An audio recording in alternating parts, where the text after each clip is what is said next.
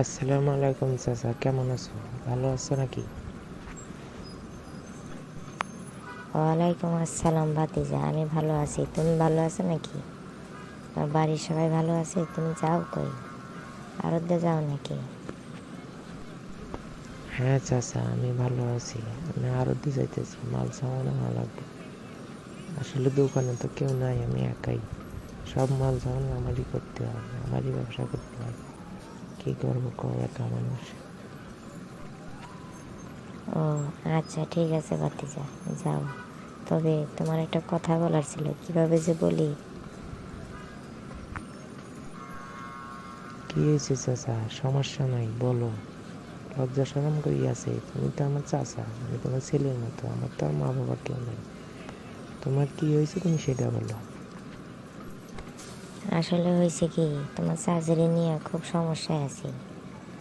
নিজে তো কাজ কাম করতে পারি না, বয়স হয়ে গেছে।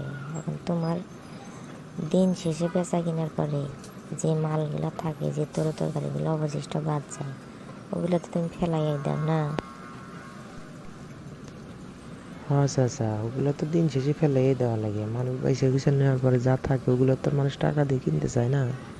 তা তোমার কি দরকার তুমি সেটা বলো। আসলে ওই অবশিষ্ট জিনিস তরকারিগুলো যদি আমারে দিতে, তাহলে আমি হয়তো তোমার চাচিরে নিয়ে একটু ভালো খাইতে পারতাম। এই আর কি। আমি এই কথাটাই তোমার বলতে আমার শরম করতেছে। আচ্ছা ঠিক আছে চাচা, এটা শরমের কি আছে? তুমি যাইও, যাই এক সময় নিয়ে এসো তরকারি। সন্ধ্যার দিকে যাইও, আমি যা থাকে আমি তোমার ভাজ ভুজ করে দিয়ে দেবনি। আর কিছু ভালোটাও দেবনি, তুমি যাতে একটু ভালোভাবে খাইতে পারো। শুধু আমার জন্য একটু দোয়া করো, বাস এইটুকানি চাচা। আচ্ছা ঠিক আছে ভাতিজা, তাহলে আমি সন্ধ্যার দিকে যাই, ওগুলো নিয়ে আসবো নিয়ে। আর তোমারও কিছু হাতে হাতে কাজ করে দিব নি, তাহলে আমার খুব উপকার হবে।